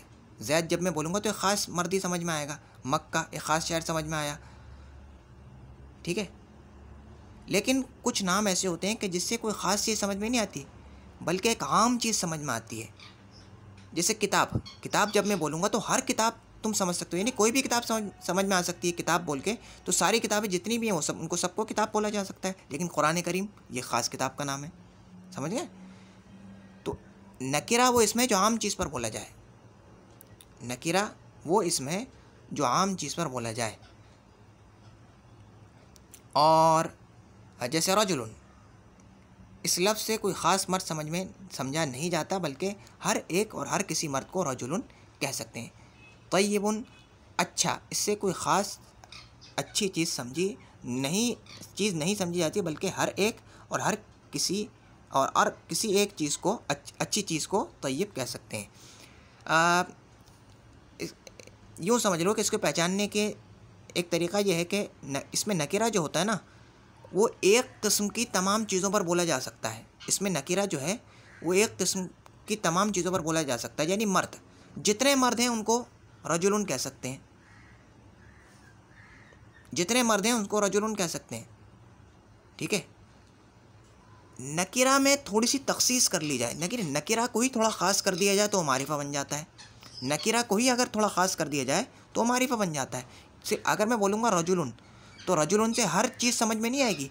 यानी दुनिया में जितनी चीज़ें हैं वो रजुलन बोल के तुम्हारे साइन में थोड़ी आएंगी। भाई रजुलन से एक ख़ास किस्म के ही चीज़ समझ में आएगी। उस ख़ास किस्म में जितनी, यानी एक ख़ास किस्म के जितनी चीज़ें हैं, उस ख़ास किस्म में जितनी चीज़ें आती हैं वो सब तुम्हें समझ में आ सकती हैं, लेकिन हर चीज़ तो समझ में नहीं आएगी ना तुम्हें बोल के। तो इसमें नकीरा वो होता है कि जो एक किस्म की तमाम चीज़ों पर बोला जाए, यानी एक जैसी तमाम चीज़ों पर वो इसमें बोला जा सकता है। यानी एक जैसी जितनी भी चीज़ें हैं ना उन पर बोला जा सकता है। लेकिन इसमें मारिफा वो होता है कि वो एक जैसी चीज़ों में भी एक ख़ास चीज़ पर बोला जाता है। नहीं, एक चीज़ तमाम चीज़ों पर नहीं बोला जा, यानी एक किस्म की तमाम चीज़ों पर वो नाम नहीं बोला जा सकता, बल्कि एक ख़ास फ़र्द पर ही वो नाम बोला जा सकता है, उसे मारिफा बोलेंगे। जैसे नकीरा की मिसाल, जैसे रजुलन, मर्द। अब जितने मर्द हैं उनको रजुलन बोल सकते हैं, लेकिन जैद यह ख़ास मर्द का नाम है। हालांकि जैद भी मर्द है, जैद भी मर्द है। मर्द रजुलन जब बोलेंगे तो जैद भी इसमें दाखिल हो जाएगा, लेकिन जब मैं जैद बोलूँगा तो एक ख़ास मर्द मुराद होगा, बाकी मुराद नहीं होंगे। ठीक है ना।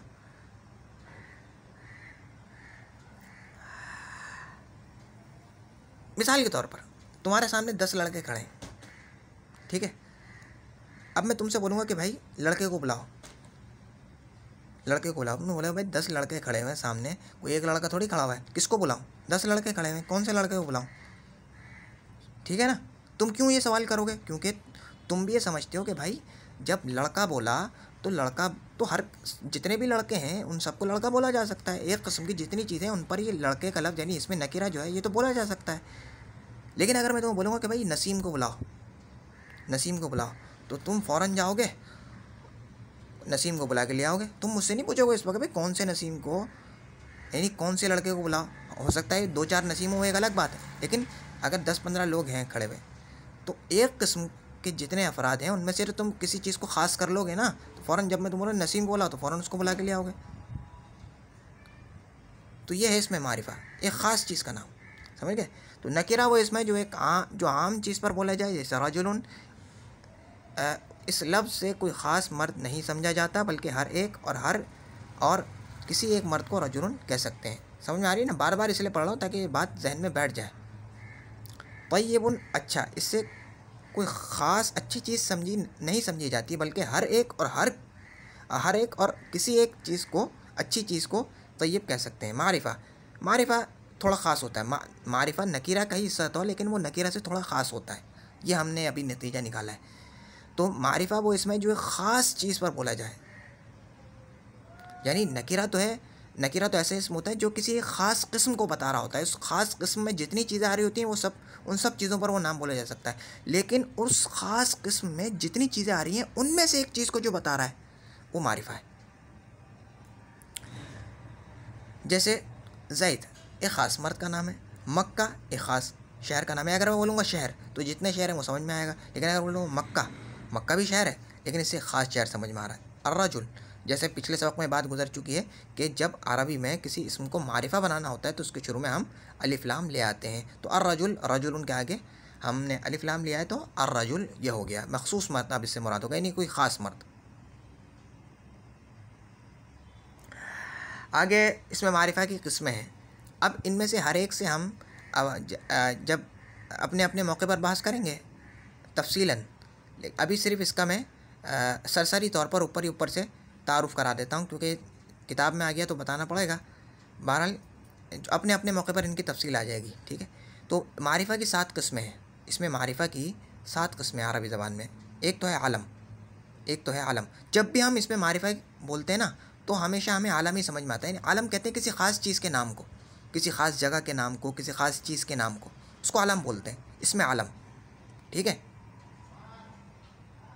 असल मारिफा ये है, ठीक है। तो इसमें आलम यानी किसी ख़ास चीज़ का नाम, किसी ख़ास जगह का नाम, जैसे ज़ैद, हामिद वगैरह। दूसरी किस्म है इसमें ज़मीर ऐसे इसम को बोलते हैं जो इसमें ख़ास की जगह पर आती है। जैसे मैं एक मिसाल देता हूँ, ज़ैद अच्छा लड़का है, वो रोज़ाना मदरसे जाता है। हालांकि मुझे बोलना चाहिए था ज़ैद अच्छा लड़का है, ज़ैद रोज़ाना मदरसे जाता है। लेकिन अहले ज़बान बार बार जो है ना नाम को दोहराना अच्छा नहीं समझते, समझ आ गया। तो वो ऐसा करते हैं कि एक बार तो नाम बोल देते हैं, उसके बाद उस नाम के बदले में कोई लफ्ज़ ले आते हैं। तो इसमें ख़ास के बदले में जो एक लफ्ज़ आता है ना उसको इसमें ज़मीर बोलते हैं। ज़मीर वो होता है जो इसमें आलम के बदले में आता है, यानी इसमें आलम की जगह पर आता है। जैसे ज़ैद अच्छा लड़का है, वो रोज़ाना मदरसे जाता है।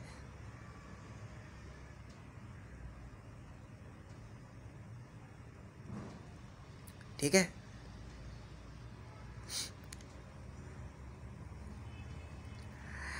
तो इसमें ज़मीर जो है वो इसम होता है जो इसमें आलम की जगह पर आता है, ठीक है, इसमें ख़ास की जगह पर आता है, इसमें ख़ास भी बोल सकते हैं। तो इसमें मारिफा की जगह पर जो आता है, यानी इसमें आलम की जगह पर जो आता है वो उसमें ज़मीर होता है। जैसे हुआ, वो, अंता, तू, अना, मैं वगैरह। इसमें इशारा वो इसम होता है कि जिसके ज़रिए से इशारा किया जाता है। अब तुम खुद गौर करो, ज़रा सी जहन चलाओ तो तुम्हें मालूम हो जाएगा, अगर किसी चीज़ पर इशारा किया जाएगा तो वो चीज़ ख़ास हो जाएगी, नहीं हो जाएगी। भाई मैं बोलूँगा ये किताब, किताब, और ये किताब, भाई जब मैं इशारा करके बोलूँगा तो ये किताब ख़ास हो जाएगी, नहीं हो जाएगी। तो इसमें इशारा ये भी इसमें मारिफा की किस्म होता है, क्योंकि जब हम किसी चीज़ की तरफ इशारा करते हैं तो ख़ास हो जाती है। हाजा, ये, ज़ाका, वो। इसमें मौसूल, जैसे अल्लती, जो एक मर्द, अल्लती, जो एक औरत, ये भी इसमें मारिफा की किस्म है। इसमें मौसूल के लिए अभी तफसील में मैं नहीं जाऊँगा, क्योंकि इसमें मौसूल की जो तफसील है वो अपने मौके पर आ जाएगी। ठीक है, आसान लफ्ज़ों में यह है कि इसमें मौसूल ऐसा लफ्ज़ होता है कि जब तक उसके साथ कोई जुमला नहीं मिलाया जाता, कोई बात नहीं मिलाई जाती, उसका माना हमें ठीक से समझ नहीं आता। लेकिन जब हम उसके साथ कोई लफ्ज़, कोई बात मिला देते हैं तो उसका माना इतना ठीक से समझ में आ जाता है कि वो इसमें मारिफा बन जाता है। इसमें नकीरा भी नहीं रहता, बल्कि और तरक्की करके इसमें मारिफा बन जाता है। जैसे जो एक मर्द, जो एक मर्द, जो एक मर्द, जो एक मर्द, जो एक मर्द, जो एक मर्द। भाई नहीं समझ में आ रहा तुम्हें इसका माना, भाई क्या जो एक मर्द? ठीक है। अल्लज़ी यक़रउल क़ुरआन, अल्लज़ी यक़रउल क़ुरआन हुवा अहमद, वो जो कि क़ुरआन पढ़ता है वो अहमद है। अब जब तक मैं ये बोल रहा था वो जो तुम्हें नहीं समझ में आया, लेकिन क़ुरआन पढ़ता है, जब मैंने क़ुरआन पढ़ता है उसके साथ लगाया तो वो जो कि क़ुरआन पढ़ता है। अब इससे तुम्हें ख़ास फ़र्द समझ में आ रहा होगा, हर फ़र्द नहीं समझ में आ रहा होगा, एक ख़ास फ़र्द, भाई एक ख़ास फ़र्द है जो कुरान सब पढ़ता है। तो अब ये इतना ख़ास हो जाता है उस लफ्ज़ के मिलने से इसमें मौसूल कि वो नकीरा भी नहीं रहता बल्कि मारिफा हो जाता है। समझ में आ गई? तो अल्लती, ये इसकी मिसालें अपने मौके पर इसकी तफसील आ जाएगी। अभी तुम इसकी तफसील में नहीं पढ़ना, हर चीज़ की तफसील में बस ये किताब में आ गई है तो हम पढ़ लें, बस इसकी किस्में बयान करना मकसूद है। तो इसमें मारिफा की 7 किस्में होती हैं। आलम, ज़मीर, इसमें इशारा, इसमें मौसूल। ठीक है, इसमें मौसूल किसे कहते हैं कि वो इसमें होता है कि जब तक उसके साथ कोई लफ्ज़ ना मिलाया जाए वो उसके माना ठीक से समझ में नहीं आते। और जब वो लफ्ज़ मिलाए, और ये मैं अपनी तरफ से कह रहा हूँ, जब वो मिला दिया जाता है तो ऐसे समझ में आ जाते हैं कि वो नकीरा भी नहीं रहते बल्कि वो मारिफा हो जाते हैं। तो वो लफ्ज़ जो इसमें मौसूल के माना को समझाने के लिए मिलाया जाता है उसके साथ, उसको मौसूल का सिला बोलते हैं। ठीक है। 5वां है वो इसमें जो मुनादा कहते हैं, निदा कहते हैं आवाज़ देना, पुकारना। आवाज़ देते हैं ना, किसी को पुकारते हैं तो उसको निदा कहते हैं। और जिसको पुकारा जाए, जिसको आवाज़ दी जाए, उसको मुनादा कहेंगे। ठीक है। जाहिर सी बात है, अगर तुम किसी को पुकारोगे, किसी को आवाज़ दोगे तो किसी ख़ास चीज़ को ही पुकारोगे ना, किसी ख़ास मर्द को ही पुकारोगे, किसी ख़ास लड़के को पुकारोगे, किसी ख़ास शख्स को ही पुकारोगे, किसी आम चीज़ को तो नहीं पुकारोगे। अमूमन तो ऐसा ही होता है। तो पुकारने से भी कोई इस्म मारिफा हो जाता है, ख़ास हो जाता है, क्योंकि हमने उसको पुकारा है, ख़ास कर लिया है। 6ठी किस्म यह है कि वो इस्म जो मुअर्रब बिल्लाम हो, यानी जिस पर अलिफ लाम दाखिल हो। जैसे वो तो हमने पढ़ लिया पिछले सबक में भी कि जब अरबी में हमें किसी इस्म को मारिफा बनाना होता है तो जहाँ हम और दूसरे काम, जहाँ और उसकी और किस्में होती हैं मारिफा की, वहाँ उसकी एक किस्म ये भी है कि उसके शुरू में आप अलिफ लाम लगा हो तो वो भी मारिफा बन जाता है। अगर इसमें नकीरा के शुरू में अलिफ लाम आ जाए, तारीफ़ वाला यानी मारिफा बनाने वाला, तो वो भी उससे भी इसमें नकीरा इसमें मारिफा में तब्दील हो जाता है। जैसे फ़रसुन से अल-फ़रसु, रजुलुन से अर्रजुलु हो गया। 7वीं किस्म यह है कि वो इसमें जो मारिफा की मज़कूरा किस्मों में से किसी एक की तरफ मुज़ाफ़ हो। मारिफा की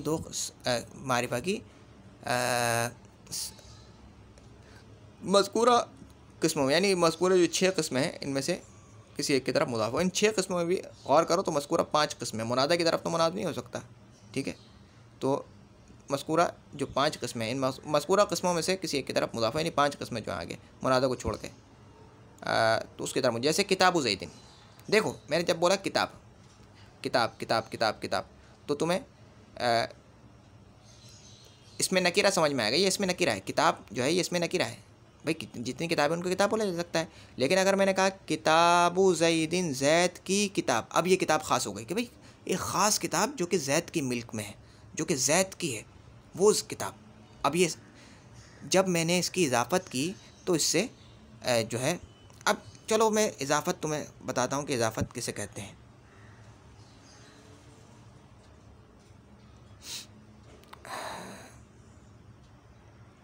एक होता है इजाफ़त,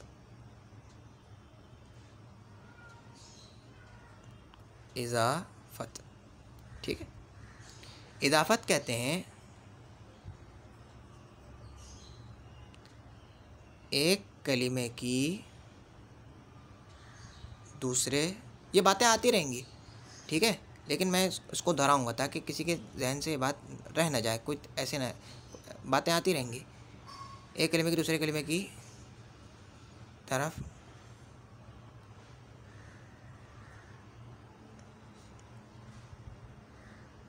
अधूरी निस्बत करना, एक कलीमे की दूसरे कलीमे की तरफ अधूरी निस्बत करना, पूरी निस्बत ना करना। जैसे अधूरी निस्बत करने में और पूरी निस्बत करने में क्या फ़र्क है वो भी बताऊंगा अभी। देखो हमारे पास दो कलीमे हैं, किताब, ये भी कलीमा है ना भाई, एक लफ्ज़ है। कलीमा किसे बोलते हैं? वो अकेला लफ्ज़ जिसे एक माना समझ में आ रहा है। और ज़ैद, ठीक है, ये कलीमा है। फिर कलीमे की तीन किस्में हैं, इसम फ़ेल हर्फ, उसमें से ये इसम है, फिर उस इसम की किस्मों में से ये नकीरा है और ये मारिफा है। समझ गए? अब मैंने किताब की निस्बत ज़ैद की तरफ कर दी। निस्बत यानी किताब का ताल्लुक़ ज़ैद से जोड़ दिया, किताब का रिश्ता ज़ैद से जोड़ दिया, किताब को मैंने ज़ैद के साथ बांध दिया, किताब का मैंने संबंध कर दिया ज़ैद के साथ, किताब को मैंने जोड़ दिया ज़ैद के साथ। कुछ भी बोल सकते हैं, समझ गए? तो अब इसको अरबी में बोलेंगे किताबु ज़ैदिन, ज़ैद की किताबु ज़ैदिन, ठीक है, मतलब होगा ज़ैद की किताब। अब देखो जो किताब थी, किताब को मैंने निस्बत, किताब की मैंने निस्बत कर दी, किताब का मैंने ताल्लुक़ जोड़ दिया, किताब का मैंने रिश्ता जोड़ दिया, किताब को मैंने जोड़ दिया, कुछ भी बोल सकते हैं, ज़ैद की तरफ, यानी किताब की मैंने निस्बत कर दी ज़ैद की तरफ, ठीक है। तो ऐसी निस्बत करने को हम इजाफ़त बोलते हैं, यानी एक कलीमे की दूसरे कलीमे की तरफ निस्बत करने को इजाफ़त बोलते हैं। अच्छा, अब ये सवाल पैदा हो सकता है कि भाई तुमने अधूरी निस्बत क्यों की, अधूरी निस्बत क्यों बोला? भाई बाज़ एक कलीमे की दूसरे कलीमे की निस्बत बाज़ औक़ात ऐसी होती है कि उससे बात पूरी हो जाती है, ठीक है, सुनने वाले को बात समझ में आ जाती है। और एक निस्बत वो होती है कि जिससे बात पूरी नहीं होती, निस्बत तो हो जाती है लेकिन बात पूरी नहीं होती। जैसे जब मैं तुमसे बोलूँगा ज़ैद की किताब, ज़ैद की किताब, ज़ैद की किताब, ज़ैद की किताब, ज़ैद की किताब, ज़ैद की किताब, ज़ैद की किताब, तुम्हें बात समझ में नहीं आएगी। तुम बोले भाई क्या हुआ ज़ैद की किताब को, क्या ज़ैद की किताब? तुम क्यों पूछोगे पता है? क्योंकि तुम्हें ना तो कोई ख़बर मालूम हुई ना कोई तलब मालूम हुई। अगर मैं तुमसे कहता ये ज़ैद की किताब है तो अब तुम समझ जाते भाई ये बात पूरी है, क्योंकि मैंने तुम्हें ख़बर दी, ज़ैद की किताब के बारे में ख़बर दी कि भाई ये है ज़ैद की किताब, ज़ैद की किताब दो मुझे। अब भी तुम मेरी बात समझ जाओगे फ़ौरन, क्योंकि मैं तुमसे किसी चीज़ की तलब कर रहा हूँ। तो अगर किसी लफ्ज़ से हमें किसी चीज़ की ख़बर मालूम हो या तलब मालूम हो तो हम कहते हैं कि भाई ये बात पूरी हो गई, ये जुमला बन गया। जुमला वो होता है कि जिसमें हम, जिससे हमें कोई ख़बर मालूम हो या तलब मालूम हो किसी चीज़ की। तो किताबु ज़ैदिन, ज़ैद की किताब, ज़ैद की किताब, ज़ैद की किताब, इस लफ्ज़ पे अगर गौर करो तो ना तो हमें इस लफ्ज़ से कोई ख़बर मालूम हुई ना ही कोई तलब मालूम हुई, यानी कोई बात, कोई जुमला पूरा नहीं हुआ। सुनने वाले को बात को समझने के लिए किसी और बात का इंतज़ार रहेगा, समझेगा नहीं। लेकिन अगर मैं बोलूँगा ये ज़ैद की किताब है, अब सुनने वाला फ़ौरन मेरी बात को समझ जाएगा, और किसी लफ्ज़ को सुनने का, इस बात को समझने के लिए उसको किसी और लफ्ज़ को सुनने की ज़रूरत नहीं रहेगी। समझ गए? तो इसलिए मैंने कहा अधूरी निस्बत। तो एक कलीमे की दूसरे कलीमे की तरफ इजाफ़त, अब मैं ये नहीं बोलूँगा निस्बत करना, एक कलीमे की दूसरे कलीमे की तरफ इजाफ़त, तो तुम खुद ही समझ जाना कि यहाँ इजाफ़त से मुराद अधूरी निस्बत है, यानी ऐसी निस्बत कि जिससे बात पूरी नहीं होती। इजाफ़त तो हो जाती है, यानी निस्बत तो हो जाती है लेकिन बात पूरी नहीं होती। तो उसको इजाफत बोलते हैं। अच्छा, जाहिर सी बात है, एक वो कलीमा होगा कि जिसकी इजाफत की गई होगी, यानी जिसकी निस्बत की गई होगी, और एक वो कलीमा होगा कि जिसकी तरफ निस्बत की गई होगी। भाई दो ही बातें हो रही ना, निस्बत। भाई एक तो वो होगा कि जिसका रिश्ता जोड़ा गया होगा, और एक वो होगा कि जिससे रिश्ता जोड़ा गया होगा, है ना। तो जिसकी तरफ इजाफत की गई है उसको मुज़ाफ़ इलैहि कहते हैं। जिसकी तरफ इजाफत की गई उसको क्या बोलते हैं? मुज़ाफ़ इलैहि। ठीक है। और जिसकी तरफ इजाफत की गई है उसको क्या बोलते हैं? जिसकी तरफ इजाफत की गई है। जैसे इस मिसाल में जैद की तरफ इजाफत की गई है ना, इस मिसाल में जैद। ये क्या हो रहा है?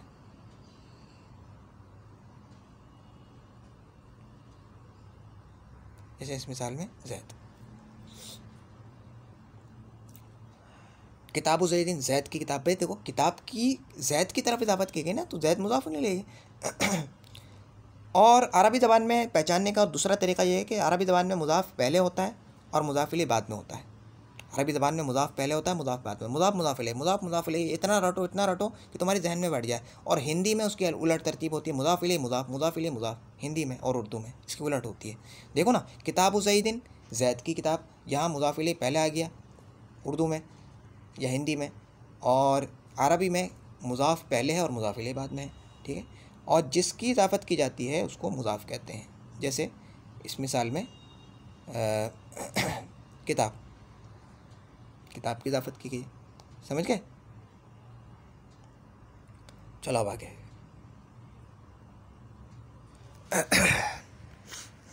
तो कह रहे हैं ये कि इसमें सातवीं किस्म ये है कि वो इसमें मारिफा, वो इसमें जो मारिफा की मज़कूरा किस्मों में से किसी एक की तरफ मुज़ाफ़ हो, यानी उसकी इजाफ़त की गई हो।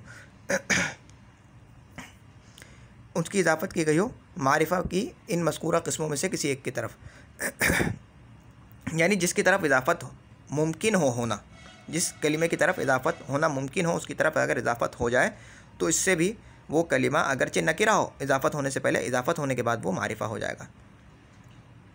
जैसे किताबु ज़ैदिन, किताब अगर मैं अकेला करके बोलूँ, इजाफ़त अगर तोड़ दूँ, अगर इसकी निस्बत हटा दूँ तो किताब, तो ये इसमें नकिरा है, क्योंकि हर किताब को किताब बोल सकते हैं। लेकिन अगर मैंने इसकी निस्बत ज़ैद की तरफ की, जो कि एक ख़ास शख्स का नाम है, तो किताबु ज़ैदिन, अब ये लफ्ज़ भी, अब ये निस्बत की वजह से ये मारिफा बन जाएगा, क्योंकि अब किताबु ज़ैदिन जब मैंने कहा तो ये ख़ास किताब बन गई, है ना। किताबु हादा, इसकी किताब, यानी मैं इशारा कर रहा हूँ इसकी किताब, तो इससे भी, ऐसा करने से भी ये मारिफा बन जाएगा। किताबु हादा, इसकी किताब, फ़र्क है दोनों में। किताब नकिरा है, किताबु हादा, इसकी किताब, ये मारिफा बन गया, क्योंकि तख़सीस हो गई ना, थोड़ी सी ख़ास हो गया। किताबुर रजुली, एक ख़ास मर्द की किताब, तो इससे भी थोड़ी सी इसमें तख़सीस आ गई, यानी इसमें थोड़ी सी खुसूसियत, यानी थोड़ा ख़ास हो गया है। ऐसा है या नहीं? अच्छा, तंबीह, इन मिसालों में लफ्ज़ किताब भी मारिफा हो गया है। वो तो समझाना था, वो समझ गए, ठीक है। इन मिसालों में लफ्ज़ किताब भी मारिफा हो गया है। चौथी बात ये की है कि अक़साम मज़कूरा के सिवा बक़िया तमाम अस्मा नकिरा, कह रहे हैं कि 7 किस्मों के अलावा जितने भी इसम है ना, जितने भी किस्में अरबी ज़बान के, इन 7 किस्मों के अलावा वो सब नकिरा हैं। जितने भी किस्में, यानी इन 7 किस्मों के अलावा जितने भी इसम हैं अरबी ज़बान के, वो सब नकिरा हैं। अगर मारिफा होगा इसमें तो इन 7 किस्मों में से किसी एक में से होगा। उनकी भी कई किस्में हैं, उनमें से 2 बड़ी किस्में ये कह रहे हैं कि अक़साम मज़कूरा के सिवा बक़िया तमाम अस्मा नकिरा हैं, यानी इन 7 किस्मों के अलावा जितने भी किस्म होंगे, जितने भी इसम होंगे, अस्मा इसम की जमा है, तो जितने भी इसम होंगे इन 7 किस्मों के अलावा जो हमने बयान किए ऊपर, वो नकिरा होंगे। ठीक है। तो उन्होंने बजाय नकिरा को गिनवाने के मारिफा को गिनवा दिया कि भाई अगर वो इन 7 किस्मों में से ना हो तो समझ लो कि वो नकिरा है। तो इनकी भी कई किस्में हैं, इसमें नकिरा की भी कई किस्में हैं, जिनमें से 2 बड़ी किस्में हैं। इसमें नकिरा की 2 बड़ी किस्में हैं। पहली है इसमें ज़ात, ये वो इसमें जो जानदार या बेजान चीज़ों की ख़ुद ज़ात का नाम हो। जैसे तुम्हें मालूम है कि इसम कहते हैं आसान लफ्ज़ों में नाम को। एक नाम वो होता है जो किसी चीज़ की ज़ात का नाम होता है, यानी किसी चीज़ की शख्सियत का नाम हो। जैसे इंसान, फ़रस, घोड़ा, घोड़े की ज़ात का नाम घोड़ा है ना, यानी घोड़ा बोल के घोड़े की ज़ात समझ में आती है, घोड़ा समझ में आता है। हजर, पत्थर, पत्थर समझ में आ रहा है, यानी एक चीज़ समझ में आ रही है। अब इसकी मिसाल दूंगा तो समझ में आएगी। जैसे मैं बोलूँ खूबसूरत, खूबसूरत, खूबसूरत, खूबसूरत। अब जब मैं खूबसूरत का लफ्ज़ बोलूँगा तो तुम्हें ज़ात तो समझ में आ रही है, कोई ज़ात तो, लेकिन ज़ात से ज़्यादा तुम्हें उस शख्स का खूबसूरत होना समझ में आ रहा है। ये तुम्हें समझ में आ रहा है कि भाई एक फ़र्द है जो कि खूबसूरत है। सिर्फ इंसान अगर मैं बोलूँगा तो इससे तुम्हें सिर्फ ज़ात समझ में आएगी और कोई चीज़ समझ में नहीं आएगी। तो इसमें ज़ात वो होता है जो जानदार या बेजान चीज़ के खुद ज़ात का नाम हो, उसकी ज़ात का नाम है। तो खूबसूरत, अब ये उसका नाम नहीं है, बल्कि ये उसकी किसी सिफत की वजह से उसको बोला गया है, यानी उसकी किसी अच्छाई या बुराई की वजह से उसको ये बोला गया है। तो जो असली नाम होता है ना, वो इसमें ज़ात होता है, जो अपनी ज़ात का नाम होता है। जैसे अब यानी ज़ात से मुराद वो वाली ज़ातें नहीं हैं जो होती हैं, कबीले वाली ज़ातें, वो मुराद नहीं है, बल्कि वो शख्सियत को जो बताता है, किसी चीज़ की शख्सियत को जो बताता है, किसी चीज़ के जो एक शख्सियत हकीकत जो होती है उसको जो बताता है, वो इसम जो जानदार या बेजान चीज़ की को, यानी वो चीज़ जो जिससे किसी जानदार चीज़ की ज़ात समझ में आए या किसी बेजान चीज़ की ज़ात समझ, यानी वो चीज़ समझ में आए, उस चीज़ का कोई काम समझ में ना आए, बल्कि वही चीज़ समझ में आए, उसका अपना नाम जो हो। जैसे मिसाल के तौर पर एक आदमी है, मान लो कि तुम्हारा उस्ताद है, ठीक है, तुम्हारे उस्ताद जी का नाम है नसीम, ठीक है, लेकिन तुम उनको उस्ताद जी, उस्ताद जी, उस्ताद जी, उस्ताद जी बोलते हो। भाई उनका नाम तो नसीम है ना, जब नसीम बोलेंगे, नसीम तो उनका असली नाम है, नसीम जब बोलेंगे तो उनकी ज़ात समझ में आएगी तुम्हें, भाई ये नसीम है, ये नसीम की ज़ात जो है उससे समझ में आ रही। लेकिन जब मैं उस्ताद जी, उस्ताद जी, उस्ताद जी बोलूँगा तो उस्ताद जी उसका नाम नहीं है, लेकिन उसकी ज़िंदगी के एक ख़ास पहलू को मद्देनज़र रखते हुए जो कि तुमसे मुताल्लिक़ है, तुमने उसका नाम उस्ताद जी, उसको उस्ताद जी कह के पुकारो, भाई ये हमारे उस्ताद हैं, हमें पढ़ाते हैं, तो हमने उस चीज़ की निस्बत करते हुए उनको उस्ताद करिए। यानी उस्ताद जब बोलेंगे तो उसकी एक ज़ात तो समझ में आ रही है, लेकिन ज़ात से ज़्यादा हमें उसकी एक सिफत समझ में आ रही है, उसकी एक काम समझ में आ रहा है कि भाई ये आदमी पढ़ाता है बच्चों को, उस्ताद जी, तो समझ में आया कि भाई ये पढ़ाने वाला है। लेकिन नसीम बोलकर इससे कुछ समझ में नहीं आ रहा। तो नसीम उसका असली नाम है, ये इसमें ज़ात है, और उस्ताद जी उसको बोला वो इसमें सिफत है, ठीक है। तो इसमें ज़ात वो इसमें जो जानदार या बेजान चीज़ों की खुद ज़ात का नाम हो। जैसे इंसान, जब तुमने इंसान बोला तो इंसान की ज़ात तुम्हें समझ में आएगी, फ़रस, घोड़ा, हजर, पत्थर, इसमें सिफत वो जो किसी चीज़ शय की सिफत बताए, उससे ज़ात भी समझ में आ रही है, क्योंकि भाई सिफत जो होगी यानी अच्छाई या बुराई वो किसी ज़ात की होगी ना, किसी शख्स की अच्छाई बुराई होगी ना, किसी चीज़ की या किसी ज़ात की होगी। लेकिन उससे असल मकसद जो होता है वो अच्छाई या बुराई बताना होता है, ज़ात को बताना नहीं होता। इसलिए हमने उस ज़ात को ही निकाल दी, क्योंकि असल मकसद वो नहीं है। तो इसमें सिफत वो है जो किसी शय की सिफत को बताए। जैसे हसन, खूबसूरत, अब इससे किसी शख्स का खूबसूरत होना समझ में आ रहा है, उसका असली नाम ये नहीं है। कबीह, उसका बदसूरत होना समझ में आ रहा है, कबीह से, कबीह माने बदसूरत, बेढंगा, समझ गए। तो आज के सबक का खुलासा क्या है, आज के सबक का खुलासा कर लेते हैं और फिर आज के सबक को ख़त्म करते हैं यहीं पर। सबसे पहले हमने ये पढ़ा कि भाई जो लफ्ज़ भी यानी जो बोल भी इंसान के मुंह से निकलता है उसको लफ्ज़ बोलते हैं। अगर लफ्ज़ का माना है तो उसको लफ्ज़ मौजू कहेंगे, और अगर माना नहीं है तो लफ्ज़ मुहम्मल कहेंगे। लफ्ज़ मौजू की दो किस्में हैं, मुफरद और मुरक्कब। मुफरद का दूसरा नाम है कलिमा, कलिमे की तीन किस्में हैं, इस्म, फ़िल, हर्फ। इस्म वो कलिमा है जो अपने माना बताने में दूसरे कलिमे का मोहताज ना हो, यानी उसके माना दूसरे कलिमे को मिलाए बगैर समझ में आ जाएँ, और उसमें तीन ज़मानों में से कोई ज़माना न पाया जाए। फ़िल वो कलिमा है जिसमें तीन ज़मानों यानी जो अपने माना बताने में किसी दूसरे कलिमे का मोहताज ना हो, यानी उसके माना दूसरे कलिमे के मिलाए बगैर समझ में आ जाए, और उसमें तीन ज़मानों में से कोई ज़माना भी पाया जाता हो। और मुसन्निफ़ ने थोड़ा आसान करने के लिए बताया कि इसमें किसी काम का करना या होना समझा जाए। और फिर हमने पढ़ा कि हर्फ वो कलिमा है कि ना तो उसके माना दूसरे कलिमे के मिलाए बगैर समझ में आवे, और ना ही उसमें कोई ज़माना पाया जावे, दोनों बातें उसमें नहीं होती। फिर आगे इस्म की आम या ख़ास होने के अतबार से दो किस्में बन जाती हैं, नकीरा और मारिफा। नकीरा इसमें आम को कहते हैं, यानी जिससे कुछ आम चीज़ समझी जाती है, और मारिफा कहते हैं इसमें ख़ास को, यानी जिससे कोई ख़ास चीज़ समझी जाती है। आगे मारिफा यानी इसमें ख़ास की 7 किस्में बन जाती हैं। इसमें आलम जो कि असल इसमें ख़ास है, इसमें आलम उसको कहते हैं, इसमें ख़ास ही है, जो किसी ख़ास चीज़ का नाम हो, किसी ख़ास चीज़ की जगह हो। और फिर उसके बाद है इसमें ज़मीर, जो कि इसमें आलम की जगह पर आता है, यानी इसमें ख़ास की जगह पर आता है बात करने में, जो हम लेकर आ जाते हैं उसमें आलम है।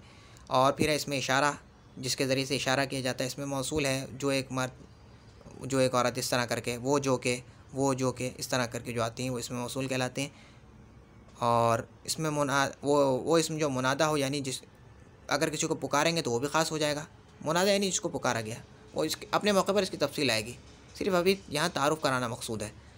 वो इसमें जो मुअर्रफ बिल्लाम हो, यानी जिसके शुरू में अलिफ लाम लगा दिया गया हो, उसको यानी उसको मारिफा बनाने के लिए। और सातवीं किस्म यह है कि वो इन 6 किस्मों में से, जो पुरानी जो पीछे की 6 किस्में हैं, इन 6 किस्मों में से जिसकी तरफ भी इजाफ़त होना मुमकिन हो, उसकी तरफ मुज़ाफ़ हो जाए तो वो भी यानी अगर इसमें मुनादा की तरफ तो इजाफ़त नहीं होती, किसी कलिमे की नहीं हो सकती, ठीक है,